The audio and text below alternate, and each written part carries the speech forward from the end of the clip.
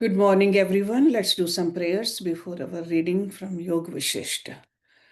Om Guru Brahma, Guru Vishnu, Guru Devo Maheshwara, Guru Sakshat Parbrahma, Tasmai Shri Guruve Namah.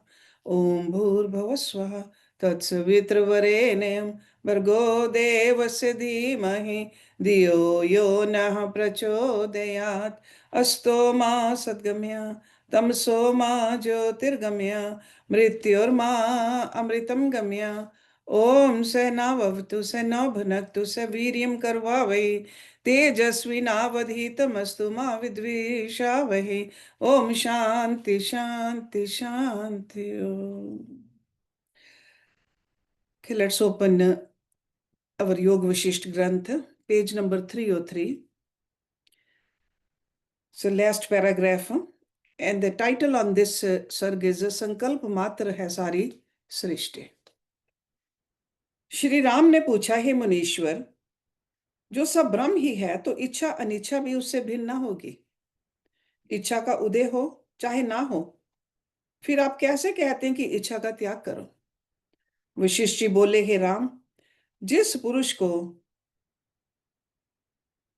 पुरुष की ज्ञपति जागी है, अर्थात जो ज्ञान रूप आत्मा में जागा है, उसको सब ब्रह्म ही है और इच्छा अनिच्छा दोनों एक सी हैं. So that means a person who is awakened, realized.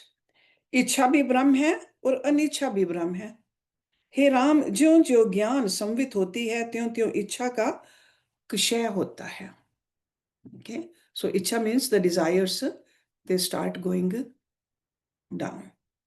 जैसे सूर्योदय होने पर निशा नष्ट हो जाती है, वैसे ही ज्ञान के उपजने से वासना नहीं रहते.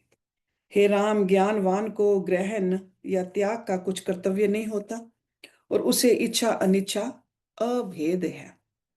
So that means there is no difference for that person between इच्छा and अनिच्छा. यद्यपि ऐसा ही है, तथापि स्वाभाविक रूप से ही उसे इच्छा नहीं रहती. जैसे सूर्य के उदय होने पर अंधकार नहीं रहता, वैसे ही आत्मा का साक्षात्कार होने पर द्वैत वासना नहीं रहती. ज्यों ज्यों ज्ञान कला जागती है, त्यों त्यों द्वैत का नाश होता जाता है और द्वैत के निवृत्त होने से इच्छा भी निवृत्त हो जाती है. हे राम, उसको ज्यों ज्यों स्वरूप आनंद प्राप्त होता है, त्यों त्यों जगत नीरस होता जाता है. और जब संसार नीरस हो गया, तब वह वासना किसकी करे. हे राम, इसको सुधा में गरल की भावना हुई थी, इससे अमृत विष लगता था. सुधा, सुधा मीन्स अमृत, गरल मीन्स विष. सो इसको सुधा में गरल की भावना हुई थी, इससे अमृत विष लगता था. पर जब गरल की भावना का त्याग हुआ, तब सुधा तो आगे ही था. वही हो जाता है. वैसे ही जो कुछ तुमको भासित होता है सब ब्रह्म रूपी अमृत ही. Okay, so it's all Amrit, it's all Brahma. If we think it's something different than that, that is just our own imagination. जब उस ब्रह्म रूपी अमृत में अज्ञान से जगत रूपी विष की भावना होती है, तब जीव दुख पाता है, और जब संसार की भावना त्यागी, तब आनंद रूप ही है. उसको करना ना करना दोनों तुल्य हैं. यद्यपि ज्ञानवान में इच्छा दिखाई पड़ती है, तो भी उसके निश्चय में नहीं. उसकी इच्छा भी अनिच्छा ही है, क्योंकि उसके हृदय में संसार की भावना नहीं. तब इच्छा किसकी रहे. हे राम, ये संसार है नहीं, हमको तो आकाश रूप शून्य भासित होता है. जैसे और के मनोराज्य में आने जाने का दुख नहीं होता, वैसे ही ये जगत हमको और की चिंतना सदृश है. जैसे किसी व्यक्ति ने मनोराज्य से मार्ग में कोई स्थान रचकर उसमें किवाड़ लगाए हों और नाना प्रकार का प्रपंच रचा हो, तो दूसरे व्यक्ति को उसमें जाने के लिए कोई नहीं रोकता, और ना कोई किवाड़ है ना कोई वस्तु है. सो मनोराज्य means it's imagination of that person, okay, through the mind. इसको शून्य मार्ग का निश्चय होता है. वैसे ही हमको तो सब प्रपंच शून्य ही प्रतीत होता है। अज्ञानी के हृदय में हमारी चेष्टा है, पर हमको ब्रह्म से भिन्न कुछ नहीं दिखता। हे राम, जिसको जगत ही न दिखाई दे, उसको इच्छा किसकी हो? जिसके हृदय में जगत की सत्यता है, उसको इच्छा भी फुरती है, और उसके हृदय में राग द्वेष भी उठता है। जिसके हृदय में राग द्वेष उठता हो, तो जानो कि उसके हृदय में जगत सत्ता स्थित है।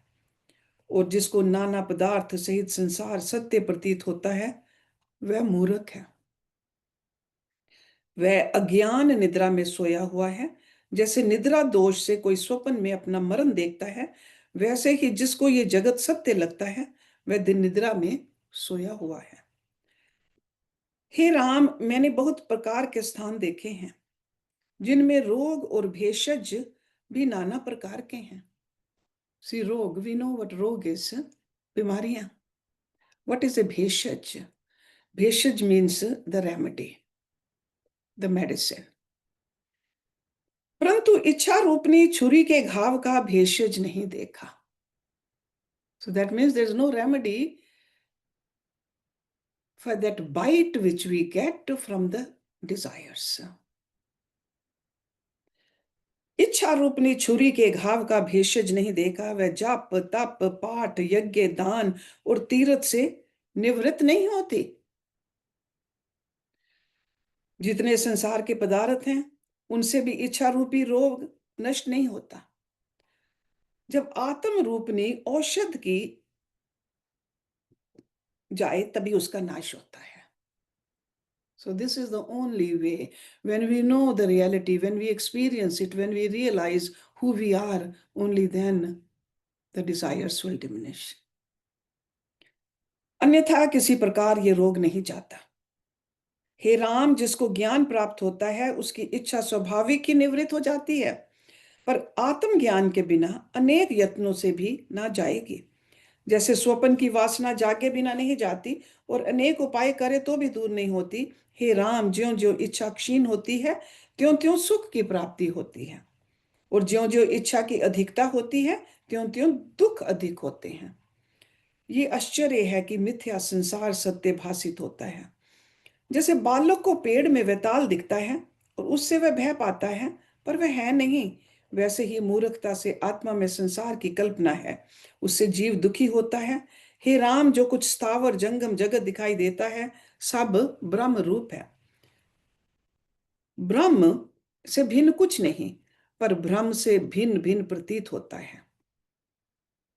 जैसे आकाश में शून्यता, जल में द्रवता, सत्य में सत्यता ही है, वैसे ही आत्मा में जगत है। वह ना सत्य है ना असत्य, आत्मा अनिर्वाच्य है। अनिर्वाच्य, cannot even speak about it. There are no words which can describe this आत्मा। हे राम, दूसरा कुछ बना नहीं तो क्या कहा जाए। केवल ब्रह्म सत्ता अपने आप में स्थित है, वह सबका अपना वास्तविक रूप है। जब उसका साक्षात्कार होता है, तब अहम रूप ब्रह्म मिट जाता है। जैसे सूर्योदय होने पर अंधकार का अभाव हो जाता है, वैसे ही आत्मा का साक्षात्कार होने पर अनात्म अभिमान रूपी तम का अभाव हो जाता है, और परम निर्वाण होता है। उसको एक और दो भी नहीं कह सकते। वह केवल शांत रूप परम शिव है। जैसे आकाश में नीलिमा दिखती है, वैसे ही आत्मा में जगत प्रतीत होता है। हे राम, जिन्होंने ऐसा निश्चय किया है, उनको इच्छा अनिच्छा दोनों एक सी हैं। तो भी मेरा निश्चय ये है कि इच्छा के त्याग में सुख है। जिसकी इच्छा दिन दिन घटती जाए और आत्मा की ओर आए, उसको ज्ञानवान मोक्ष भागी कहते हैं, क्योंकि संसार भ्रम से सिद्ध है और अपनी ही कल्पना जगत रूप होकर दिखती है। विचार करने से कुछ नहीं निकलता। संसार का उदय होने से आत्मा को कुछ आनंद नहीं, और नाश होने से खेद नहीं होता, क्योंकि वह भिन्न नहीं है। जैसे सागर में तरंगे उपजती और मिटती हैं, तो जल को हर्ष या शोक कुछ नहीं होता, क्योंकि वे जलेतर कुछ नहीं है। वैसे ही संपूर्ण जगत ब्रह्म स्वरूप है। तब इच्छा क्या और अनिच्छा क्या। हे राम, आदि परमात्मा से जो चित्त शक्ति उठी है, उसमें जब अहम हुआ, तब स्वरूप का प्रमाद हुआ, और यही चिक शक्ति मन रूप हुई। फिर आगे शरीर और इंद्रियां हुई और अज्ञान से मिथ्या भ्रम का उदय हुआ। इसी प्रकार जीव अपने साथ असत शरीर देखता है। जैसे जल दृढ़ जड़ता से हिमरूप हो जाता है, वैसे ही चित्त संवित प्रमाद की दृढ़ता से जीव मन इंद्रियां देह रूप होता है। जैसे कोई स्वप्न में अपना मरण देखता है, वैसे ही जीव देह को अपने साथ देखता है। जब चित्त शक्ति नष्ट होती है, तब देह कहाँ और मन कहाँ, ये कुछ नहीं भासित होते। जैसे स्वप्न में भ्रम से शरीर आदि दिखते हैं, वैसे ही इस जगत को भी जानो कि मिथ्या भ्रम से इसका उदय हुआ है। जब अपने स्वरूप की ओर जीव जाए, तब सभी भ्रम मिट जाते हैं। हे राम, जैसे भ्रम से आकाश में नीलापन दिखता है, वैसे ही विश्व ना होने पर भी भ्रम से भासित होता है। आत्मा में ये कुछ आरंभ और परिणाम करके नहीं बना, उसी का स्वरूप है। जैसे आकाश और शून्यता तथा पवन और स्पंदन में कुछ भेद नहीं, वैसे ही आत्मा और विश्व में भेद नहीं। जैसे स्वप्न की सृष्टि अनुभव रूप है, कुछ भिन्न नहीं, वैसे ही जगत और आत्मा अनुभव से कुछ भिन्न नहीं है। हे राम, चैतन्य आकाश परम शांत रूप है, उसमें देह और इंद्रियां भ्रम से प्रतीत होती हैं। क्रिया काल पदार्थ सब भ्रम मात्र है। जब आत्म स्वरूप में जाग कर देखोगे, तब द्वैत भ्रम निवृत्त होगा और केवल अद्वैत आत्मा ही प्रतीत होगा। दृश्य का अभाव हो जाएगा। ये पृथ्वी आदि जो तत्व भासित होते हैं, वे अविद्यमान हैं और उनकी प्रति भात होना असत उदित हुआ है। जैसे स्वप्न में ना होने पर भी पृथ्वी आदि तत्व प्रतीत होते हैं, परंतु है नहीं, वैसे ही आत्मा ये विश्व भासित होता है। हे राम, पृथ्वी, दीवार, कीट, पर्वत आदि प्रपंच आकाश रूप हैं, तब ग्रहण या त्याग किसका हो। आकाश रूपनी दीवार पर संकल्प ने चित रचे हैं और रंग चेतना का चढ़ा है। इससे विश्व संकल्प मात्र है। जैसा जैसे निश्चय होता है, वैसी ही वैसी सृष्टि भासित होती है। यदि कुछ बना होता तो और का और ना प्रतीत होता। इससे कुछ बना नहीं, जैसा संकल्प होता है वैसा ही रूप आगे हो भासित हो जाता है। हे राम, सिद्धों के पास एक चूर्ण होता है, उससे वे जो चाहते हैं किया करते हैं। पर्वत को आकाश और आकाश को पहाड़ बना देते हैं। वह चूर्ण मैं तुमसे कहता हूं, वह चित्त रूपी सिद्ध संकल्प रूपी चूर्ण से फुरता है। तब आत्मा रूपी आकाश में पहाड़ को भासित होता है। जब चित्त रूपी सिद्ध का संकल्प उलटता है, तब पर्वत भी आकाश रूप भासित होता है। जैसे स्वप्न में संकल्प उठता है, तो अनुभव में शैल आदि पदार्थ भासित होते हैं, और जब संकल्प से जागता है, तब स्वप्न के पर्वत आकाश रूप हो जाते हैं। अतः आकाश ही शैल रूप हुआ और पर्वत ही आकाश रूप। वैसे ही हे राम, यह सृष्टि कुछ बनी नहीं, संकल्प मात्र है। जैसा संकल्प होता है वैसा ही भासित होता है। जब विश्व के अत्यंत अभाव का संकल्प किया, तब वैसा ही प्रतीत होता है। जैसे जगत का अभ्यास किया है और जगत भासित हुआ है, वैसे ही आत्मा का अभ्यास करे तो क्यों न भासित हो। वह तो अपना ही स्वरूप है। जब आत्मा का अभ्यास करोगे, तब आत्मा ही भासित होगा, जगत का अभाव हो जाएगा। अपने अपने संकल्प से आकाश में अनेक सृष्टियां भासित होती हैं। जैसा किसी का संकल्प होता है, वैसी ही सृष्टि उसको दिखाई पड़ती है। जैसे चिंतामणि और कल्प वृक्ष में दृढ़ संकल्प होता है, तो उनसे यथा इच्छित पदार्थ निकल आते हैं, पर वे कुछ बने नहीं, और चिंतामणि भी परिणाम को प्राप्त नहीं हुई, ज्यों की त्यों पड़ी है। केवल संकल्प की दृढ़ता से वे पदार्थ भासित होते हैं। वैसे ही ये प्रपंच भी आकाश रूप है। जैसे आकाश में शून्यता है, वैसे ही आत्मा में विश्व है। हे राम, सिद्ध के जो वचन फुरते हैं, वही संकल्प की तीव्रता होती है। जो चित्त शुद्ध होता है, तो दूसरी सृष्टि को भी जानता है। जो पुरुष वचन सिद्ध होने के निमित्त कामना को सूक्ष्म करता है, अर्थात रोकता है, तो उससे वचन सिद्ध पाता है। वो जैसा संकल्प करता है वैसा ही सिद्ध होता है। हे राम, जितना ये दृश्य की ओर से उपरत होकर अंतर्मुख होता है, उतने ही वचन सिद्ध होते जाते हैं। चाहे वर दे चाहे शाप दे, वह पूरा होता है। हे राम, एक प्रमाण ज्ञान है कि ये पदार्थ इस प्रकार है। उसका जो नाम रूप है वह सब आकाश रूप ब्रह्म मात्र है, आत्मा में और कुछ नहीं। आत्मा रूपी सागर में विश्व रूपनी तरंगे उठती हैं। वे आत्म रूप ही हैं। जिनको ऐसा ज्ञान हुआ है उनको इच्छा और अनिच्छा का ज्ञान नहीं रहता और सब आकाश रूप भासित होता है। हे राम, आत्म रूपी फूल में ये जगत सुगंध रूप है। जैसे वायु और स्पंदन में भेद नहीं, वैसे ही आत्मा और विश्व में भेद नहीं है। पत्थर पर लकीर खींचो तो वह पत्थर से भिन्न नहीं होते, वैसे ही ब्रह्म से विश्व भिन्न नहीं है। हे राम, देश काल पृथ्वी आदि तत्व और मैं, मेरा सब आत्म रूप और अविनाशी है। जिनको ऐसे निश्चय हुआ है उनको राग द्वेष नहीं रहता, उन्हें सब आत्म रूप ही प्रतीत होता है। नेक्स्ट सर्ग, परम निर्वाण योग का उपदेश। वशिष्ठ जी बोले, हे राम, शुद्ध आत्म तत्व में जो संवेदन हुआ है उससे आगे जगत भासित हुआ है। जैसे किसी के नेत्र में एक अंजन डालकर आकाश में पहाड़ उड़ते दिखाई पड़ते हैं, वैसे ही अस्तित्वहीन जगत संकल्प के स्फुरन से भासित होता है। हे राम, ब्रह्म सर्ग और चित्त सर्ग में कुछ भेद नहीं। परमार्थ दृष्टि से दोनों एक ही हैं। दृष्टि सृष्टि पर्याय हैं और नानत्व भी इसकी भावना से भासित होते हैं।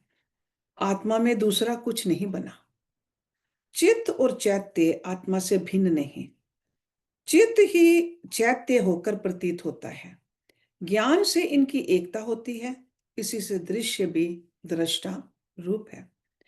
जैसे स्वप्न में शुद्ध संवित ही दृश्य रूप होकर स्थित होती है और जागने से एक हो जाती है। एकता भी तब होती है जब वही रूप हो। इससे तुम अब भी वही जानो। दृश्य, दर्शन और दृष्टा की त्रिपुटी भी सब वही रूप है। हे राम, जो स जाति है उसकी एकता होती है, वी जाति की एकता संभव नहीं। वी जाति, वी मीन्स डिफरेंट। जैसे जल में जल की एकता होती है, वैसे ही बोध से सबकी एकता होती है। दृश्य भी वही रूप है जिससे एकता हो जाती है। जो दृश्य आत्मा से भिन्न होता है तो एकता ना होती। हे राम, आकाश आदि तत्व भी आत्म रूप हैं, जिससे ये सब हैं, जो सब हैं और जो सर्वव्यापी सर्वगत सबको धारण कर रहा है, सब वही है। ऐसे सर्वात्मा को मेरा नमस्कार है। जो भासित होता है सब वही है। जैसे पानी में गलाने की शक्ति है और काष्ठ में नहीं, वैसे ही ब्रह्म में भावना स्वभाव है और में नहीं। ब्रह्म भावना से सब ब्रह्म ही भासित होता है। हे राम, जड़ वस्तुएं भी ब्रह्म ही हैं, क्योंकि जो दिखता है वह ब्रह्म ही है। जड़ हो तो नहीं दिखे।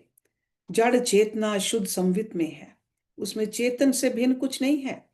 जैसे शुद्ध संवित में स्वप्न आता है और उसमें जड़ और चेतन भी दिखते हैं, परंतु जो जड़ दिखते हैं वे भी उच्च संवित में चेतन है, क्योंकि चेतन है तभी दिखते हैं। जिसको शुद्ध संवित में अहम प्रत्यय नहीं, वह अज्ञानी है, जान नहीं सकता, परंतु है सब ब्रह्म। जैसे सागर में जो जल होता है वह ऊंचे आए तो भी जल है, नीचे को जाए तो भी जल है, वैसे ही जो कुछ दिखता या भासित होता है वह सब ब्रह्म स्वरूप है, भिन्न नहीं। वह ब्रह्म इंद्रियों का भी आत्मा है। पृथ्वी आदि तत्व जो प्रकट हुए हैं उनमें प्रथम आकाश है, फिर वायु, अग्नि, फिर जल और फिर पृथ्वी प्रकट हुई है। ये सब अनिश्चित निश्चित चमत्कार प्रकट हुए हैं, इससे सब आत्म रूप है। जैसे वट बीज में पेड़ होता है, वैसे ही आत्म रूपी बीज में विश्व होता है और नाना प्रकार भासित होते हैं।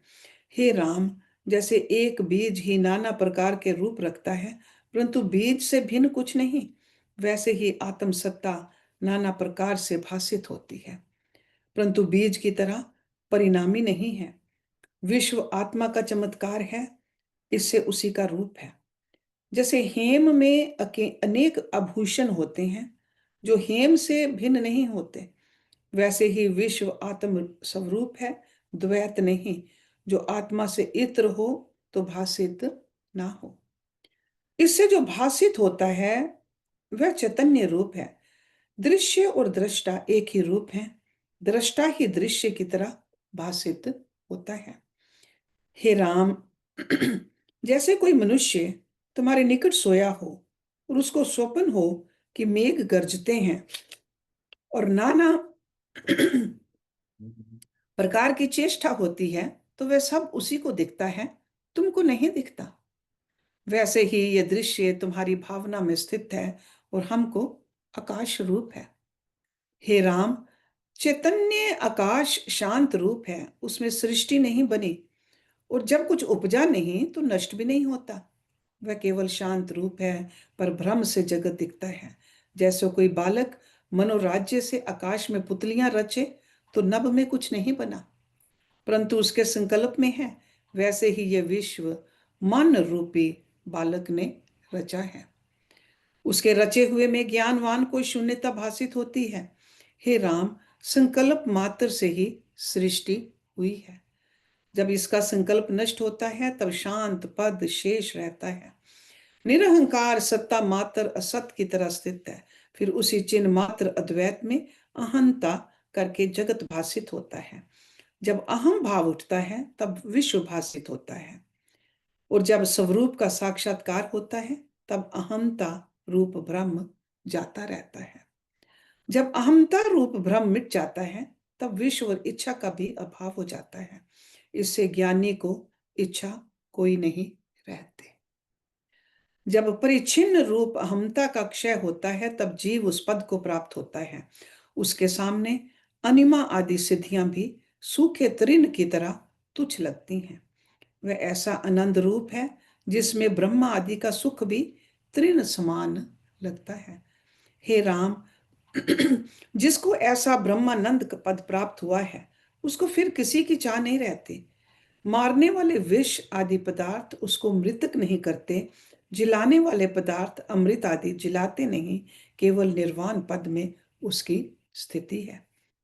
हे राम, जिस पुरुष को संपूर्ण जगत से वैराग्य हुआ है उसको जगत के पदार्थ सुखदायक नहीं लगते, मिथ्या जान पड़ते हैं। वह संसार सागर के पार हो गया है। जिनकी संसार की वासना और अहंता नष्ट नहीं अहंता नष्ट हुई है, उनकी मूर्ति देखने भर को भासित होती है। वे वासनाहीन ज्ञानवान शांत रूप हैं। हे राम, इच्छा ही बंधन है।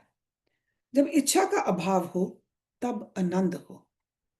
इच्छा भी तब उठती है जब जीव जगत को सत्य जानता है और उसकी सत्यता अहमता से प्रतीत होती है। जब अहमता रूपी बीज नष्ट हो तब निर्वाण पद को प्राप्ति हो। हे राम, जगत कुछ बना नहीं, भ्रम से सिद्ध हुआ है, सब ब्रह्म ही है। उस परमात्मा में जो परिच्छिन्न अहमता उत्पन्न हुई वही उपाधि है। हे राम, बुद्धि आदि जितने दृश्य हैं ये जिसको अपने में स्वाद नहीं देते और जो आकाश की तरह निसंग हैं उसको संत मुक्त रूप कहते हैं। हे राम, ये अहमता अविचार से उद्भूत है और विचार करने से असत्य हो जाती है। वास्तव में अहमता दुख देती है, इससे तुम निरहंकार होकर चेष्टा करो।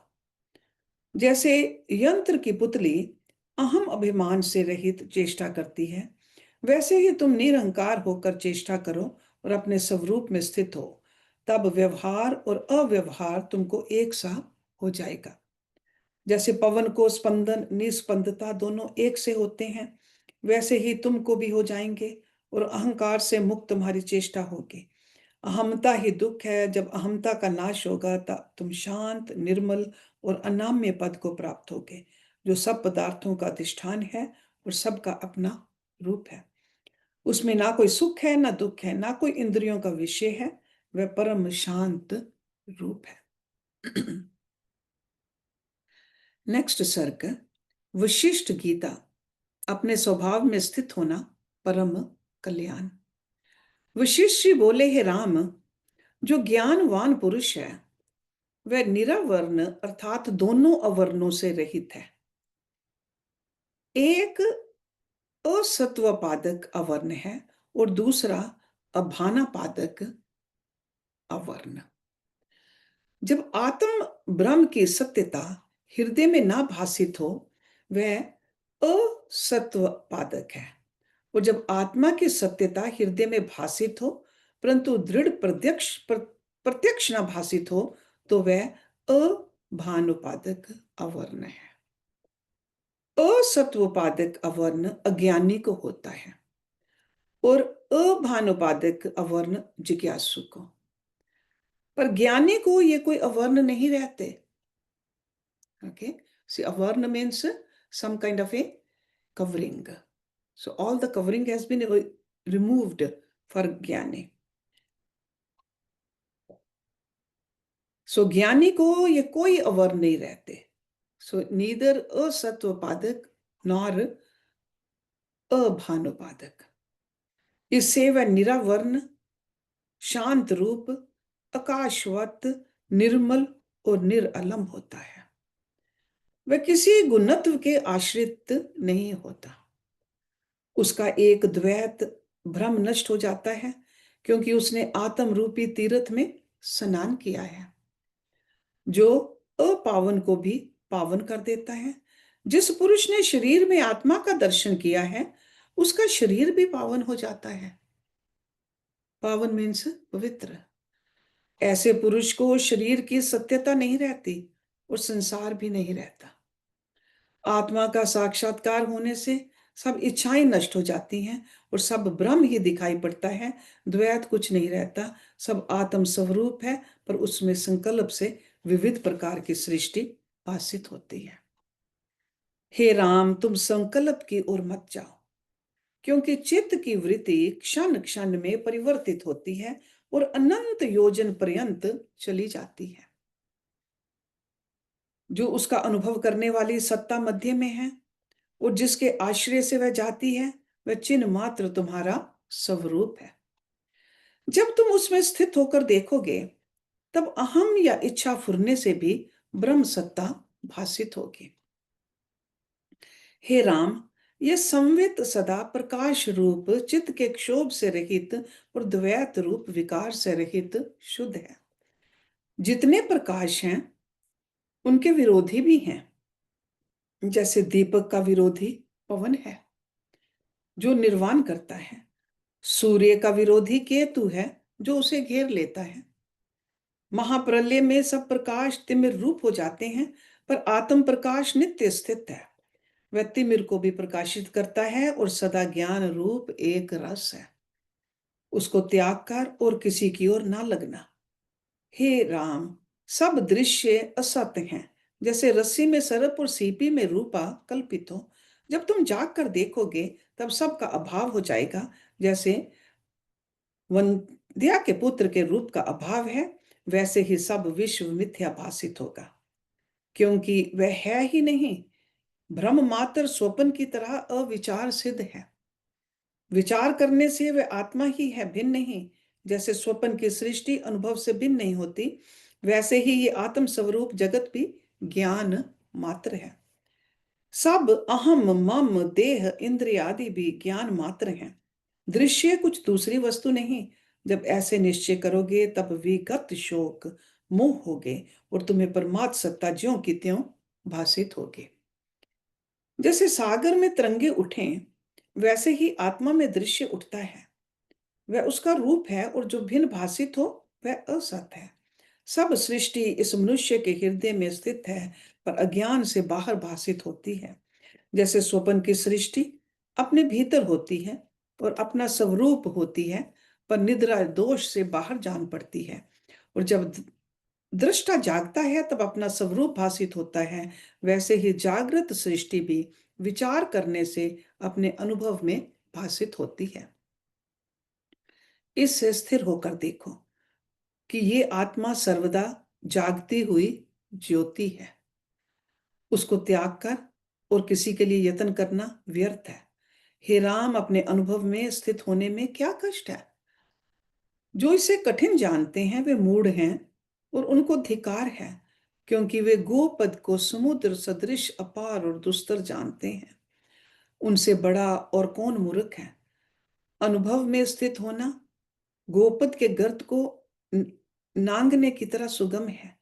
जो कोई और पदार्थों को पाने की इच्छा करेगा तो उनमें व्यवधान है, पर आत्मा में कुछ व्यवधान नहीं, क्योंकि वह अपना ही रूप है। हे राम, जिन मनुष्यों ने आत्मा में स्थिति पाई है उनको मोक्ष की इच्छा भी नहीं होती, तो स्वर्ग आदि की इच्छा कैसे हो? मोक्ष और स्वर्ग आत्मा में है, रस्सी में सर्प सदृश है, असत भासित होते हैं, उनको केवल अद्वैत आत्मा का निश्चय होता है। हे राम, स्वप्न में सुषुप्ति नहीं और सुषुप्ति में स्वप्न नहीं, इनका अनुभव करने वाली शुद्ध सत्ता है, और ये दोनों असत्य हैं। ज्ञानियों को निर्वाण और जीना दोनों समान है, ऐसा जानकर वे किसी की इच्छा नहीं करते। ये प्रपंच उनको खरगोश की सींग और बंधिया के सुत सा मिथ्या प्रतीत होता है। हे राम, हमको तो संसार सदा आकाश रूप लगता है। यदि तुम कहो कि उपदेश क्यों करते हो, तो हमको कुछ आभास नहीं, तुम्हारी ही इच्छा तुमको विशिष्ट रूप होकर उपदेश करती है। हमको जगत सदा शून्य रूप भासमान है। अज्ञानी हमको चेष्टा करते भी जानते हैं, पर ना तो हमारे निश्चय में चेष्टा है, ना हमारी चेष्टा कुछ अर्थाकार है। अज्ञानी की चेष्टा अर्थाकार होती है, हमारी चेष्टा सत्य नहीं, इसमें अर्थ आकार भी नहीं होती। जैसे ढोल के शब्द का अर्थ नहीं होता कि क्या कहता है, और वाणी से जो शब्द बोला जाता है उसका अर्थ होता है, वैसे ही हमारी चेष्टा अर्थाकार नहीं, अर्थात जन्म नहीं देती, और अज्ञानी की चेष्टा जन्म देती है। हमको संसार ऐसे प्रतीत होता है जैसे अवयवी सब अवयवों को अपना स्वरूप ही देखता है। हाथ पैर शीश आदि सबको अपने ही अंग समझता है। हे राम, जगत में एक ऐसे जीव दिखाई देते हैं जिनको हम स्वप्न को जीव समझ पड़ते हैं, और हमको वे शून्य आकाश सदृश प्रतीत होते हैं। उनकी दृष्टि में हम नाना प्रकार की चेष्टा करते दिखते हैं। हमको तो विश्व ऐसा भासित होता है जैसे सागर में लहर। मैं भी ब्रह्म हूं, तुम भी ब्रह्म हो, जगत भी ब्रह्म है, और रूप अवलोक मनस्कार सब ब्रह्म रूप है। इससे तुम भी सर्वत्र ब्रह्म की भावना करो। अपने स्वभाव में स्थित होना परम कल्याण है, और पर स्वभाव में स्थित होना दुख है। हे राम, अपना स्वभाव साधने का नाम मोक्ष, और ना साधने का नाम बंधन है। हे राम, धन मित्र कर्म आदि कोई पदार्थ हित नहीं करता, केवल अपना पुरुषार्थ ही उपकारी है, वही काम आता है। एंड पुरुषार्थ, दैट मीन्स सेल्फ एफर्ट। अतएव अपने चैतन्य स्वभाव में स्थित होना और पर स्वभाव का त्याग करना ठीक है। जब अपने स्वभाव में स्थित होगी तब सब अपना ही स्वरूप प्रतीत होगा। जो स्वरूप से भिन्न होकर देखो तो ना मैं हूं ना तुम हो और ना जगत है, सब भ्रम मात्र है और मृग तृष्णा के जल सदृश भासता है। ऐसे जानो कि मैं भी ब्रह्म हूं, तुम भी ब्रह्म हो और विश्व भी ब्रह्म है, या ऐसे जानो कि ना तुम हो ना मैं हूं और ना विश्व है। तब फिर जो शेष रहेगा वही तुम्हारा स्वरूप है। हे राम, जिन पुरुषों को ऐसा निश्चय हुआ है कि मैं तुम और विश्व सब ब्रह्म है, अथवा मैं तुम और जगत सब असत्य है, उनको फिर कोई इच्छा नहीं रहती। और जिनको इच्छा उठती है समझ लो उनको ब्रह्म आत्मा का साक्षात्कार नहीं हुआ। जब भोगों की वासना निवृत्त हो और संसार निरस हो गया, तब मनुष्य संसार से पार हुआ अथवा होगा। हे राम, ये निश्चय करके जानो कि जिसकी भोगों की इच्छा क्षीण हो जाती है उसका स्वभाव रूपी सूर्य उदय होता है, और भोगों की तृष्णा रूपनी रात्रि नष्ट हो जाती है। यद्यपि उसमें प्रत्यक्ष भोगों की तृष्णा दिखाई पड़ती है, तो भी भीतर वासना जाती रहती है, और उसे ब्रह्म सत्ता ही सब में भासित होती है। जगत की ओर से वह सुषुप्त और मृतक समान हो जाता है, अपने स्वरूप में सदा जागृत रहता है और अपने स्वभाव रूपी अमृत में मगन हो जाता है।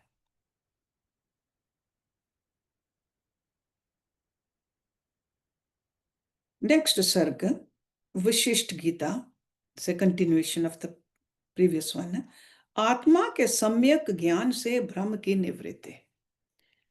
वशिष्ठ बोले, हे राम, रूप, अवलोक और मनस्कार ये पर स्वभाव हैं, इनको ब्रह्म रूप जानो।